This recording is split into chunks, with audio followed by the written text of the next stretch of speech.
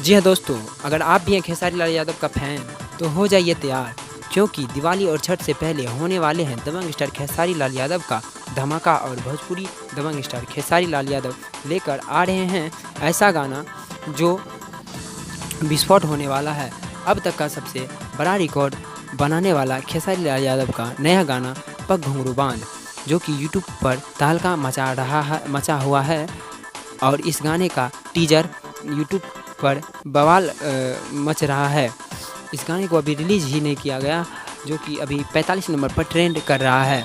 और यह गाना आग लगाने वाला है। जब जब खेसारी लाल का बॉलीवुड गाने का रीमिक्स आया है, तब तब उसने भोजपुरी इंडस्ट्री में एक इतिहास रचा है। साथ ही इस गाने में खेसारी लाल के साथ दिखाई देगी श्वेता महारा। यानी अब की बार पक्का यह गाना रिकॉर्ड होने वाला है, क्योंकि जब जब दोनों स्टार साथ नज़र आए हैं तब तब बवाल मचा है। आपको बता दें कि 20 अक्टूबर 11:30 बजे सारेगामा हम भोजपुरी पर रिलीज़ किया जाएगा। इसी तरह वीडियो देखने के लिए मेरे वीडियो में बने रहिए और